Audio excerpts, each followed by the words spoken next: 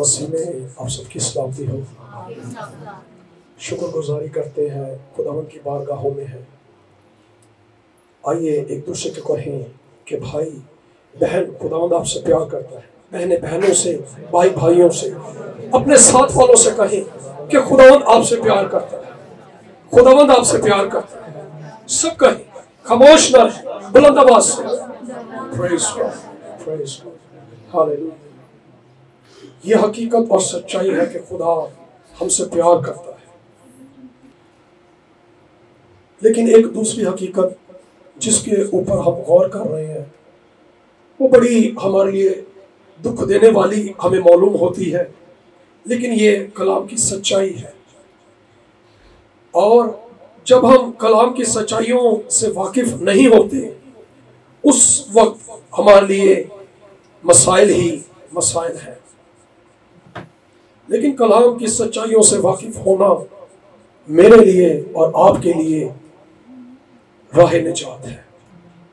राह निजात मिलती ही तब है किसी भी तरह के हालात से, मामलात से, दुखों से निजात मिल जाती है, गुनाहों से निजात मिल जाती है। आमीन। सो खुदावंद के जिंदगी बख्श कलाम मुकद्दस में से देखेंगे दो हवाला जात। अहबार की किताब उसका 20वां बाब और उसकी पहली 5 आयत।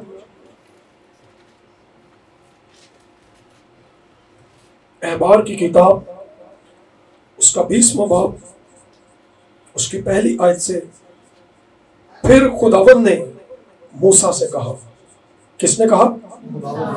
फिर खुदावंद ने मूसा से कहा, तू बनी इस्राएल से ये भी कह दे कि बनी इस्राएल में से या उन परदेशियों में से जो इसराइलियों के दरमियान बुतबाश करते हैं, जो कोई शख्स अपनी औलाद में से किसी को मोलक की नजर करे वो जरूर जान से मारा जाए।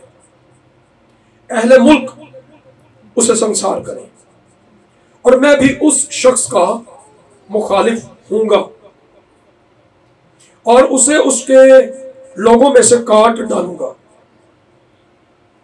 इसलिए कि उसने अपनी औलाद को मौलिक की नजर करके मेरे मकदिस और मेरे पाक नाम को नापाक ठहराया। और उस वक्त जब वो अपनी औलाद में से किसी को मौलिक की नजर करे, अहले मुल्क उस शख्स की तरफ से चश्मपोशी करके उसे जान से ना मारे, तो मैं खुद उस शख्स का और उसके घराने का मुखालिफ होकर उसको और उन सबों को जो उसकी पैरवी में जिना कार बने और मौलिक के साथ जिना करें, उनकी कौम में से काट डालूंगा। आमीन। दूसरा हवाला देखेंगे यसाया नबी की किताब उसका पहला बाब। कलाम में लिखा है, मेरे लोग नहीं, आगे से, खताकार गिरोह, बदकिरदारी से लदी हुई कौम, बदकिरदारों की नस्ल, मक्कार औलाद, जिन्होंने खुदावंद को तर्क किया और इस्राएल के कुदूस को हकीर जाना और बरगश्ता और गुमराह और बरगश्ता हो गए। तुम क्यों ज्यादा बगावत करके और मार खाओगे? तमाम सर बीमार है और दिल बिल्कुल सुस्त है। तलवे से लेकर चांदी तक उसमें कहीं सेहत नहीं, फकत जख्म और चोट और सड़े हुए घाव ही है जो ना दबाए गए, ना बांधे गए, ना तेल से नरम किए गए। आमीन। ये दो हवाला जात हमने खुदावंद के कलाम मुकद्दस में से देखे। पहला हमने देखा कि खुदावंद ने मूसा से कहा। किसने कहा? खुदावंद ने मूसा से कहा कि वो शख्स जो अपने बेटों को, अपने बच्चों को मौलिक देवता, ये एक देवता था, जैसे आपने बाल देवता का नाम सुना है, मौलिक देवता अगर कोई अपने आप को या अपने बच्चों को नजर कर दे तो वो काट डाला जाए, तो वो मतलब उसको खत्म कर दिया जाए। और लिखा है अहले मुल्क उसको संसार करें। एक या दो बस्ती के लोग नहीं, थोड़े से इलाके के लोग नहीं, एक शहर के लोग नहीं, बल्कि सारे का सारा मुल्क उस एक बंदे को पत्थरों से मार दे। क्यों? क्योंकि उस शख्स ने अपने आप को एक गैर माबूद के सामने पेश कर दिया है। सारा मुल्क पत्थरों से, मैं समझता हूं शायद सबको तो मौका भी ना मिले, लेकिन खुदावंद का हुक्म यही है उस शख्स के साथ ऐसा किया जाए। क्यों? क्योंकि उसने जिंदा खुदा को छोड़कर बुतों की तरफ रुजू किया है, बेगाना देवताओं की तरफ रुख किया है। खुदा कहता है अगर इससे कोई चश्मपोशी करे, इसको नजरअंदाज कर दे, इग्नोर कर दे, तो मैं खुद उसका और उसके घराने का, उसकी कौम में से नाम मिटा दूंगा। किस कदर संजीदा बात है ये। खुदा कह रहा है इग्नोर नहीं करना। इग्नोर पता चल जाए, 12 में किसी बात का पता चल जाए ना, हम चुप कर जाते हैं। यार असी अगर गल कर देती ना, लड़ाई पै जानी। हम डरते हैं, हम खौफ खाते हैं, लेकिन हमारे दिलों के अंदर उस कुदूस का कोई खौफ नहीं। इंसानों का खौफ है, लड़ाई झगड़े का खौफ है, ताल्लुकात के खत्म हो जाने का खौफ है, लेकिन उस कुदूस के पाक नाम की कोई गैरत नहीं। खुदा कह रहा है काट डालूंगा। अगर मुख्तसर तौर पर आपको बताऊं तो खुदा एक बात के लिए नहीं, बहुत सी बातों के लिए कहता है काट डालो। वो लोग, वो अहद खुदा ने जो अब्राहम के साथ बांधा, खुदा कहता है अगर कोई उस अहद को, खतने के अहद को ना माने, मैं उसको काट डालूंगा, उसका नाम मिटा दिया जाएगा। खतने का अहद क्यों?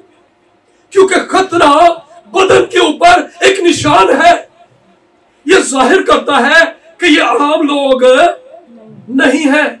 गैर कौमों के दरमियान थे ना इस्राएली, किनके दरमियान थे? अब गैर कौमों के दरमियान अगर भीड़ हो तो कैसे उनको पता चलेगा? वो शख्स जिसका खतना हुआ है, मतलब ये कि वो लोगों में से अलग किया हुआ है, ये वो बंदा है जिसके साथ अहद किया गया है। अगर वो बंदा जिसके साथ अहद किया गया है अहद को तोड़े, वो काट डाला जाए, वो मार दिया जाए, रत्ती भर उसके ऊपर अफसोस ना किया जाए। अक्सर हमें किसी हादसे का पता चले ना, हमारा क्या तरीका करे, हाय हाय, हमारा ये रवैया, रत्ती भर अफसोस नहीं करना, बिल्कुल कॉम्प्रोमाइज नहीं, बिल्कुल रहम नहीं करना। खुदा कहता है काट डालो। और अगर आप कलाम में पढ़े खुरूज की किताब उसके 12वें बाब में, तो खुदा वहां फरमाता है कि वो शख्स जो बेखमीरी रोटी की ईद ना मनाए, खमीर अगर उसके घर में हो तो वो भी शख्स काट डाला जाए, मार दिया जाए। खमीर के साथ ईद का मतलब है गुनाह के साथ खुदावंद की बारगाहों में जाना, खुदावंद के हुजूर खुशी करने के लिए जाना। गुनाह जिंदगी में मौजूद है, लेकिन फिर भी जा रहे हैं ईद मनाने, नए कपड़े पहन रहे हैं, खाने पका रहे हैं, पार्कों में जा रहे हैं। खुदा कह रहा खमीर के साथ गुनाह की ईद की मुझ में बर्दाश्त नहीं है। आगे चलकर हम इसको मजीद देखेंगे। खुदा कहता है उस शख्स को काट डालो, और उस शख्स को भी जो मुकद्दस किया हुआ तेल, मुकद्दस किया हुआ तेल एक खास तरीके से बनाया जाता था, उसमें तेल मिक्स किए जाते थे, एक तरकीब थी उस तेल को बनाने की। अगर कोई शख्स उस तेल की तरह अपने लिए बनाना चाहे तो वो भी काट डाला जाए। ये खुदा है जो रूहुल कुद्स के वसीला से जिंदगियों को मसा करता है, अनॉइंट करता है, अलग करता है, सेपरेट करता है। ये रूहुल कुद्स की नेमतें और रूहुल कुद्स की तासीरें जो तेल के वसीला से दिखाई देती हैं, खुदा कहता है कोई खुद से इस तरह ना करे, वो भी काट डाला जाए। और अगर कोई बाखूर बहुत से मसालों को मिलकर बनाया जाता था, खुदा के हजूर कुर्बानी चढ़ाई जाती थी इसकी। ये दुआ की अलामत है कि हमारी दुआएं किस तरह की हो कि खुदा के हजूर पहुंचे। ऐसी बातें उसमें शामिल ना हो जिनके सबब से खुदा हमें काट डाले।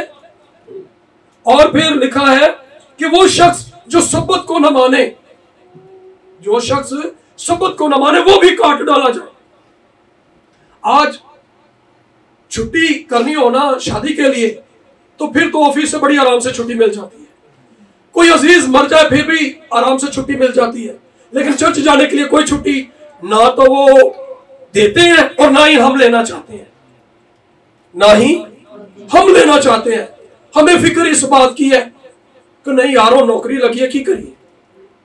हमारे लिए शादी की तो बड़ी गैरत है, शादी की तो बड़ी फिक्र है, लेकिन खुदा के घर के जाने की कोई गैरत, कोई फिक्र नहीं कि वक्त पर जाना है, वहां किस तरह से बैठना है। देखिए, सब्बत को जो ना माने वो काट डाला जाए। घर के कामों की हमें बड़ी फिक्र रहती है कि मेहमान आ गए, नहीं, मेहमानों की बड़ी इज्जत है, लेकिन खुदा की इज्जत का वो शख्स जो गोश्त के साथ खून भी खाए, वो भी काट डाला जाए, सख्ती से मना है। और वो शख्स जो कुर्बानी तो लाए लेकिन उसके साथ खून ना लाए, वो भी शख्स काट डाला जाए। आपको बहुत सी बातें मिलेंगी कि मकरूह काम करने वाले शख्स, गैर माबूदों के सामने जाने वाले, जादू तावीज शगुन निकालने वाले, फालगिरी का काम करने वाले, जिन्नात के आशना के पास जाने वाले, वो शख्स मकरूह काम करने वाले, वो काट डाले जाए। कलाम में लिखा है, और जो कोई शख्स कफारे के दिन अपनी जान को दुख न दे, वो भी काट डाला जाए, वो भी। और जो कोई ईद फसा मनाने से भी बाज रहे, उसको पता है ईद फसा है, लेकिन वो ईद फसा ना मनाए, वो भी मार दिया जाए। वो शख्स जिसको ये पता है कि यीशु मेरे लिए कुर्बान हुआ है, मेरे लिए जान दी है, तो भी उसकी कुर्बानी को कबूल करके शुक्रगुजारी ना करे, एक रोज वो काट डाला जाएगा, हलाक हो जाएगा। ये बड़ी संजीदा चीजें हैं, लेकिन मेरे लिए, आपके लिए दुख का मुकाम क्या है कि जब खुदा ये कहता है, खताकार गिरोह, बदकारी से लदी हुई कौम, बदकिरदारों की नस्ल, मक्कार औलाद, जिन्होंने खुदावंद को तर्क किया। जब ये काम होते हैं तो खुदावंद को तर्क कर दिया जाता है। बदकिरदारों की नस्ल, मक्कार औलाद, ये खुदा अपने लोगों के ताल्लुक से कह रहा है। खुदा अपने लोगों के ताल्लुक से कह रहा है, वो कैसे लोग हैं, कैसे ढीठ हैं लोग, मक्कारी से आते हैं मुझे धोखा देने को, मुझे फरेब देने को। खुदा फरमाता है कि तुम क्यों बगावत करके ज्यादा मार खाओगे। मैं ये चंद बातें आपके लिए पढ़ना चाहूंगा कि किस तरह से ये लोग मक्कारी से खुदावंद के हजूर आते हैं।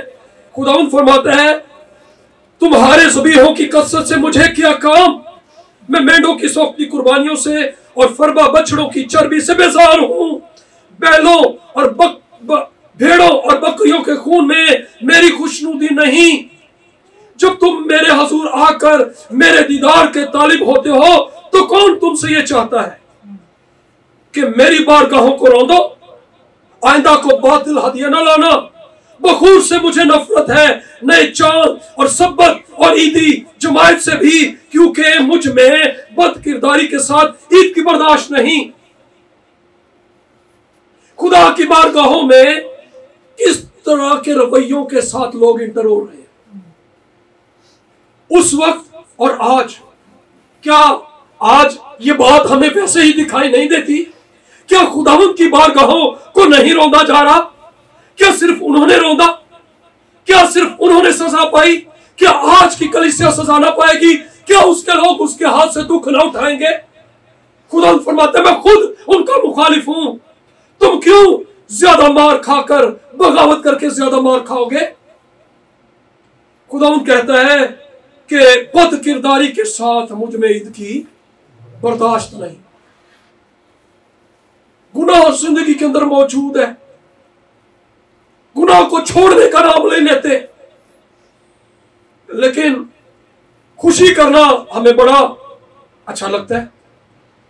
नए कपड़े पहनना, गले मिलना, ईद मुबारक, हाँ ये बड़ा अच्छा लगता है। खाने पकाना, ईद पर किसी की तरफ ना जाए तो नाराज हो जाना, लो जी साढ़े घर आया नहीं, सानू ईद मुबारक नहीं दी। ये किस किस्म की ईद है जिससे खुदा बेजार है?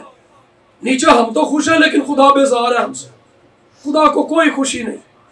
खुदा कह रहे बस करो, अगर और करोगे मार खाओगे ज्यादा, ना करो ईद, छोड़ दो ऐसी ईदें, बाज आ जाओ। और खुदा फरमाता है ये मुझ पर भार है, मैं उनकी बर्दाश्त नहीं कर सकता। जब तुम अपने हाथ फैलाओगे तो मैं तुमसे आंखें फेर लूंगा। हाँ, जब तुम दुआ पर दुआ करोगे तो मैं ना सुनूंगा। हम कहते हैं ना दुआ नहीं सुनी जाती। क्यों नहीं सुनी जाती? वाज़िह तौर पर लिखा है, बता दिया गया है कि दुआओं का जवाब क्यों नहीं आता। क्या ये लोग दुआएं नहीं करते? क्या ये बारगाहों में नहीं जाते? क्या ये अपनी फरमा चर्बियों को, मेंढों को, बकरों को, बछड़ों को, छतरों को खुदा के हुजूर नहीं कुर्बान नहीं करते? सब कुछ कर रहे हैं, दुआएं कर रहे हैं, लेकिन दुआओं का जवाब खुदा कह रहा है मैं नहीं दूंगा, मैं नहीं दूंगा। ये बड़ी संजीदा बात है मेरे लिए, आपके लिए, कि खुदा दुआ का जवाब ना दे। खुदा दुआ का जवाब ना दे। अभी पिछली बार हमने देखा कि वो शख्स जो अपने आप को खुदा के घर के लिए ना दे, खुदा का मुखालिफ है, खुदा का दुश्मन है। यहां यशायाह ये बताता है कि ऐसे काम करने वाले खुदा के दुश्मन हैं। वो ये ना समझे कि हमारी खुदा से दोस्ती है, खुदा हम पर मेहरबान है। वो ये ना समझे बल्कि खुदा उनसे बेजार है। बेजार बंदा नजर आ जाए ना, जिससे बेजारी हो, कहते हैं किधर हो गए।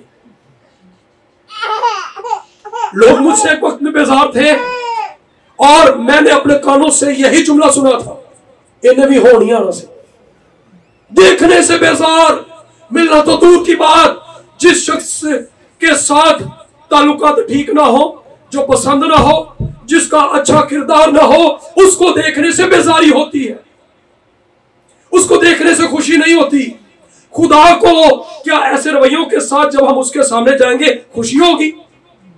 खुदा अपना चेहरा छुपा लेगा, अपना मुंह फेर लेगा, वो नहीं जवाब देगा, वो खामोश रहेगा। खुदा कह रहा है खताकार गिरोह, एक बंदे की बात नहीं है। हर शख्स दूसरे की तरफ उंगली उठाता है, अपनी तरफ कोई नहीं देखता। हर शख्स को दूसरा ही नजर आता है कि उसमें ये प्रॉब्लम है, उसमें ये कमजोरी है, वो ये काम करता है, वो काम करता है। क्यों अपने गिरेबान में कोई क्यों नहीं झांकता? अपनी तरफ कोई क्यों उंगली नहीं उठाता? जबकि खुदा तो पूरी कौम से, पूरी कलीसिया से हम कलाम है। हम कहते नहीं ऐ कालो दे नहीं से, क्यों मेरे लिए क्यों नहीं, मेरे लिए क्यों नहीं? ये खुदावंद का कलाम है, क्या ये किसी इंसान का है? नहीं, ये खुदावंद खुदा इस जमीन पर रहने वाले हर एक शख्स से हम कलाम है।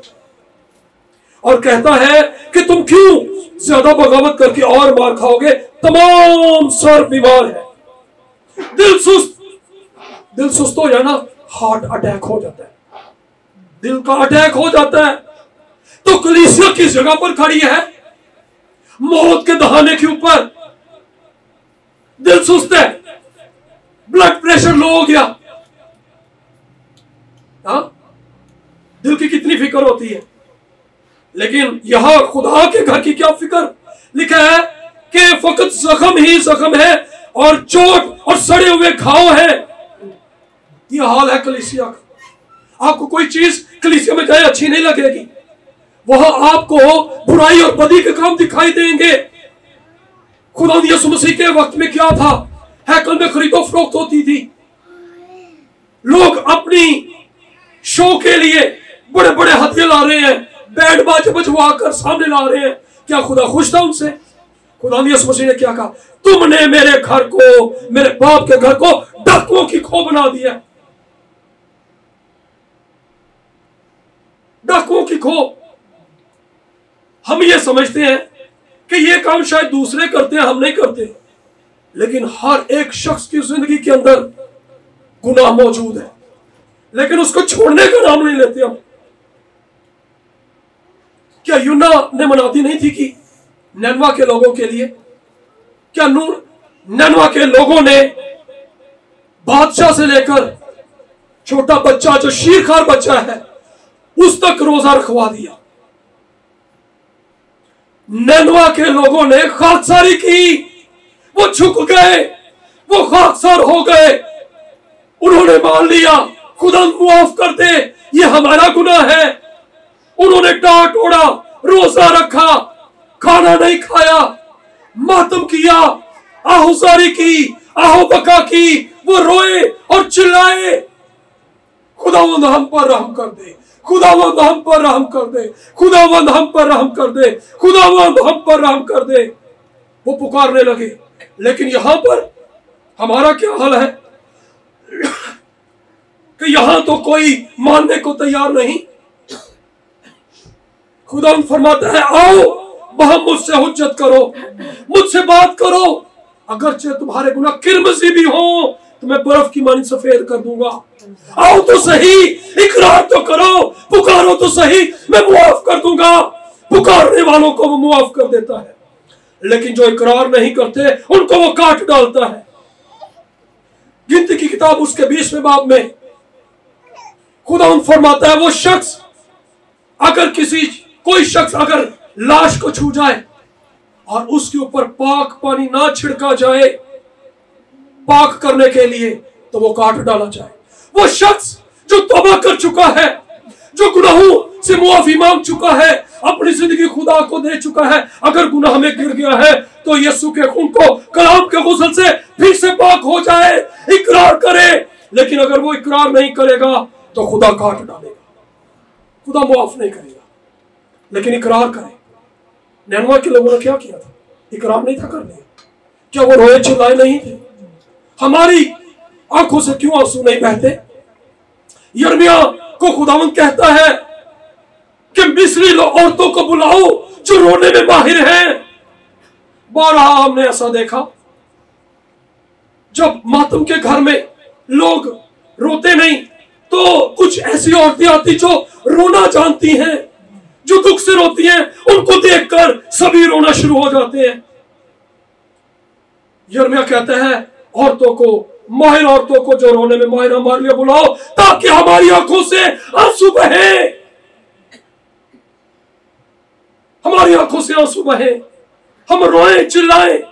एक बहन जिसको मैं जानता हूं बहुत सालों से, बल्कि बचपन से, बड़ी गुर्बत रही मेरी उसके साथ, मैंने उसको कभी रोते नहीं देखा, कभी रोते नहीं देखा।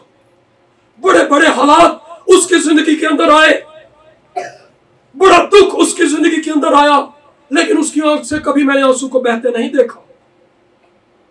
लेकिन जब सबने उसको छोड़ दिया, उसके अपने, उसके करीबी रिश्ते के लोग जब सब छोड़ गए, तो आज उसकी आंखों से मैंने आंसुओं को बहते देखा। एक वक्त आता है कि दिल से निकलती है। वो वक्त कब आएगा हमारे लिए? कब हम खुदावंद के हुजूर में आंसू बहाएंगे? कब मान लेंगे कि हाँ खुदावंद ये मेरा गुनाह है? यहां हम तो अपना गुनाह मानने को तैयार नहीं, खुदा तो पूरे मुल्क की बात करता है। हमारे मुल्क में क्या हो रहा है? इसराइल की तो खैर दूर की बात, हमारे अपने मुल्क में क्या हो रहा है? अभी पिछले 4-5 महीनों की न्यूज में देख रहा था, तो न्यूज के अंदर बहुत सी बातें देखकर दिल फट जाता, दिल खून के आंसू होता है कि डॉक्टर्स 9 मौलूद बच्चों को बेच रहे हैं। सारा अमला मिला हुआ है, सारा अमला। डॉक्टर्स नकली दवाइयां दे रहे हैं, मेडिकल स्टोर्स वालों के साथ उनकी डील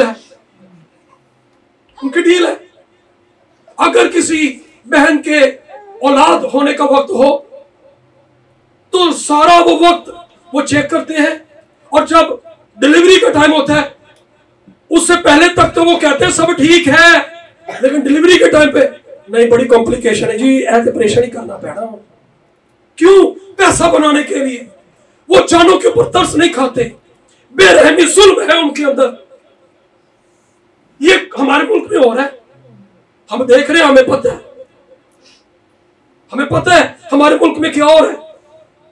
हमारे मुल्क के अंदर स्कूल कॉलेजेस की बेटियों के साथ क्या हो रहा है। अभी रिसेंटली पंजाब कॉलेज के वाकया को देखा हमने, लोग डरते हैं अब स्कूल में भेजने के लिए, बेटियों को कॉलेजेस में भेजने के लिए सिक्योरिटी नहीं है कोई। हमारे मुल्क के अंदर बेटियों की इस तरह से वो तस्वीरें बनाकर उनको ब्लैकमेल किया जा रहा है। अभी 5 महीने पहले का वाकया मैंने सुना कि एक शख्स किस तरह से ऐसे काम कर रहा है, सैकड़ों बेटियों के साथ उसने ऐसा किया, उनकी बरहना तस्वीरें बनाकर उनको ब्लैकमेल करता है और उनको कहता है कि औरों को लाओ वरना तुम्हारी वीडियो वायरल कर दूंगा। वो अपनी इज्जत बचाने के लिए औरों की इज्जत को दांव पर लगा देती हैं। 1-2 वाकयात नहीं है, भरमार है हमारे मुल्क के अंदर ऐसे वाकयात की। जुल्म है हमारे मुल्क के अंदर। अदालतों के अंदर आप जाएं, अपने मामला को लेकर जाएं, वकील क्या करेगा? जज खरीद लेगा। जज जो है जब बिक जाएगा, क्या वो इंसाफ की बात करेगा? क्या जज जब बिक जाएगा इंसाफ की बात करेगा? अदालतों में इंसाफ नहीं है। पुलिस वाले, पुलिस के महकमे के लोग खुद मिले हुए चोरियां करवा रहे हैं, खुद नशा बिकवा रहे हैं, उनके अपने जुए के अड्डे हैं, वो खुद खिलवाते हैं, उन्होंने लोगों को बिठाया हुआ है और पीछे से खुद पुष्पनाही करते हैं। क्या हमारे मुल्क में नहीं हो रहा? क्या नशा वो नहीं खुद से बेच रहे, लोगों को रखा हुआ है? मुहाफिज है हमारी जानों के, जो हमारी जानों के दुश्मन है। हमारे मुल्क के अंदर आप देखें कि दूध बनाया जाता है बच्चों के लिए, कहते दूध है लेकिन वो केमिकल है, वो दूध नहीं है। वो बच्चा पिएगा, किस तरह से सरवाइव करेगा? मैं कहता हूं ये बड़ा मौजज़ा है कि ऐसा केमिकल पीकर वो बच्चा फिर भी जिंदा है, क्योंकि उसकी जिंदगी के दिन खुदावंद की किताब में लिखे हुए हैं, उसको कोई चीज नहीं मार सकती। लेकिन इस जुल्म से हम बाज नहीं आ रहे, इस जुल्म से बाज नहीं आ रहे हमारे लोग। वो लोगों की जानों के दुश्मन है। और आप देखें कि मजदूरों के साथ क्या हो रहा है। एक बंदा सारा दिन मेहनत करता है और जब शाम के वक्त उसको मजदूरी मिलने का टाइम होता है, कहते जो सुपरवाइजर होता है कहते यार वो हले ना मालिक ने पैसे नहीं देते, जबकि पैसे दे दिए, अपने पास रख लिए। उसको पता है मैं कर्जा देना है, मैं अपना कम सवार रहना, हफ्ते बाद इन्होंने दे देगा। मजदूरों के साथ बेइंसाफी, अपने घर की पड़ी हुई है, उनको अपनी जरूरत को देखते हैं। अभी ये परसों की बात है, एक बेटा मुझे बता रहा था कि उनको ग्राउंड फ्लोर से 4थी मंजिल के ऊपर कुर्सियां और मेज लेकर जाने थे, कुर्सियां और मेज लेकर जाने हैं।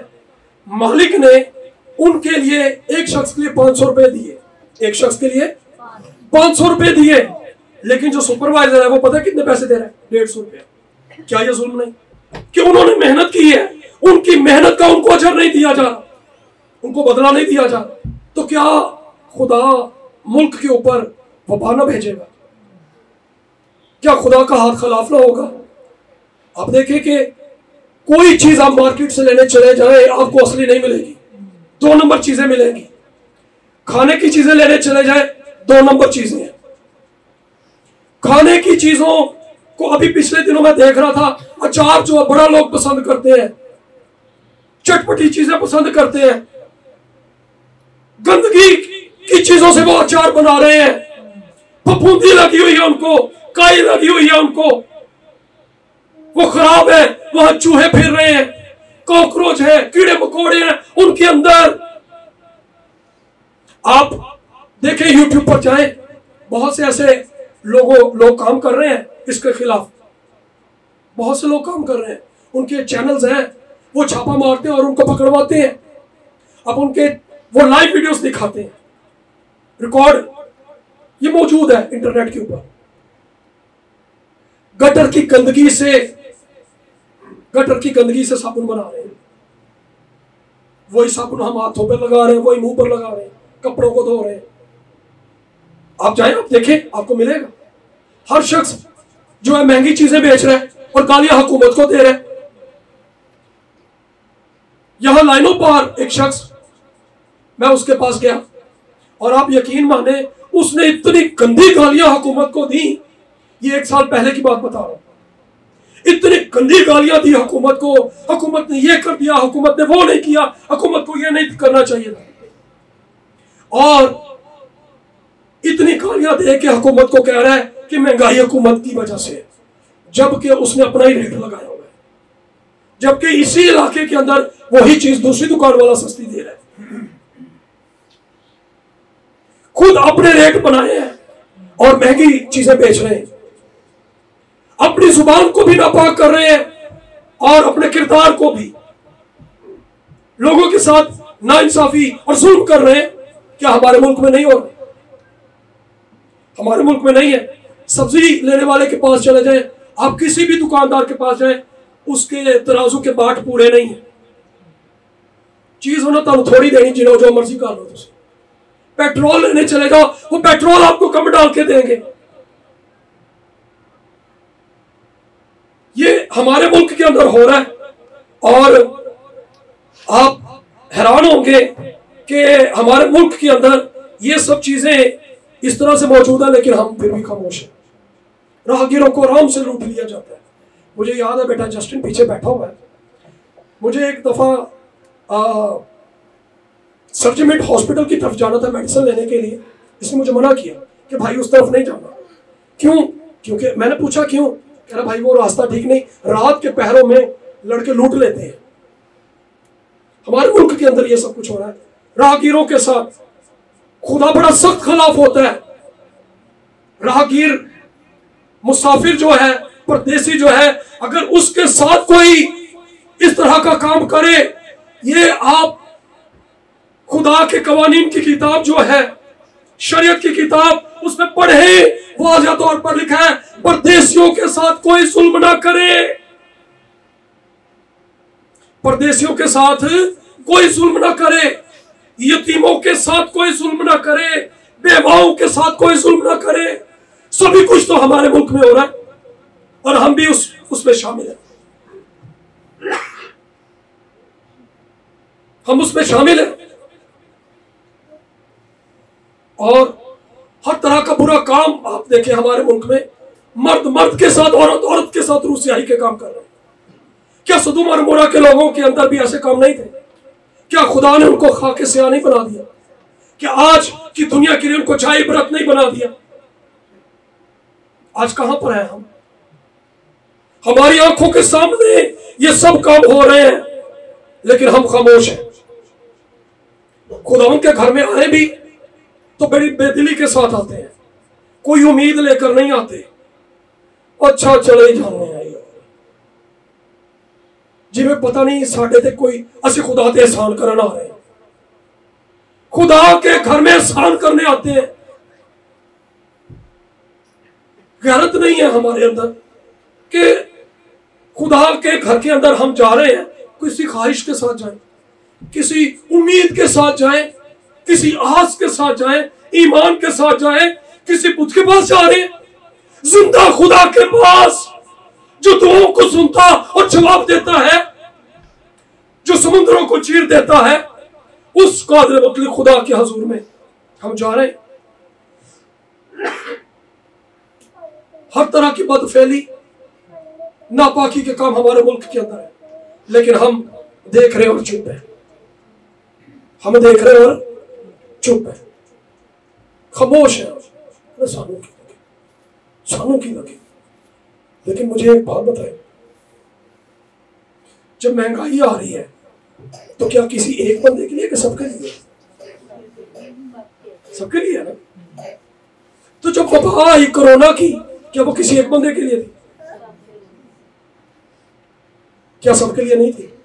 सबके लिए थी। तो फिर हम क्यों अपने आप को सबसे अलग कर लेते हैं कि हमें क्या? मैं आपके लिए पढ़ना चाहता हूं हिस्कियेल की किताब, उसका 23वां बाब।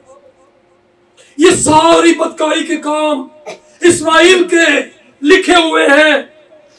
इस आयत को पढ़ने से पहले आप घरों में जाएं और इसको पढ़ें, 23वें बाब को। वहां पर इस्राएल की सारी रूह स्याही के काम लिखे हुए हैं, सारे बुराई बदी के काम लिखे हैं।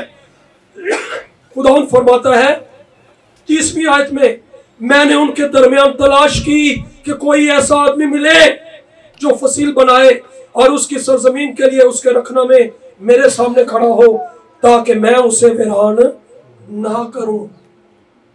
पर कोई ना मिला। पर ये सारे काम जिनका आज हम जिक्र कर रहे हैं ना, मैंने, आप यकीन माने, यहां पर लिखने शुरू किए अपने पास, और बेशुमार ये सैकड़ों की तादाद में मैंने सर पकड़ लिया। मैं कहा खुदावंद, किस कदर हमारी जिंदगी के अंदर नापाकी और गुनाह मौजूद है। इस्राएल के अंदर मौजूद था, हमारी जिंदगी में मौजूद है। लेकिन फिर भी खुदा कह रहा है कि कोई शख्स मिल जाए, मैं हलाक ना करूं, कोई शिफायत करे, रखने में खड़ा हो जाए, मुझसे फरियाद करे, मेरे हुजूर झुक जाए, माफी मांग ले, मैं मुआफ कर दूंगा, मैं बर्बाद नहीं करूंगा, मैं रहम कर दूंगा, मैं रहम कर दूंगा। लेकिन खुदा कह रहा है कोई नहीं मिला। फिर क्या हुआ? जब कोई ना मिला, खुदा फरमाता है बस मैंने अपना कहर उन पर नाज़िल किया। तो क्या वो सबके लिए नहीं था कहर? अब कोई अपने आप को अलग करे कि वो कहर से बच जाएगा, कोई वबा से खुद को अलग करे, कोई महंगाई को खुद से अलग करे, क्या कर सकता है? नहीं। जब नहीं कर सकते तो हम झुक क्यों नहीं जाते? हम ही क्यों अपने आप को दे नहीं देते? हम रखड़ों में खड़े नहीं होंगे तो खुदा लिखा है, उसने लिखा है कि कहर को नाजिल कर दिया, वो सबके लिए आएगा, सब उसमें पिस जाएंगे। कोई ये ना समझे कि मैं बच जाऊंगा, कोई नहीं बचेगा। अगर नबी नहीं बचे तो हम में से भी कोई नहीं बचेगा, हमें झुकना पड़ेगा। अगर नैनवा के लोग खाकसार हो गए तो खुदावंद ने उन पर रहम कर दिया, क्या मुझ पर और आप पर रहम ना करेगा? आजिज़ी करने से, खाकसारी करने से, अपने गुनाहों को मान लेने से, अपनी कौम के गुनाहों को मान लेने से, खुदावंद के हुजूर आजिज़ी करने से। आइए अपने सर को झुकाएं और आजिज़ी करें और इल्तिजा करें कि खुदा माफ कर दे, खुदा रहम कर दे। तू दुआओं का जवाब देना चाहता है,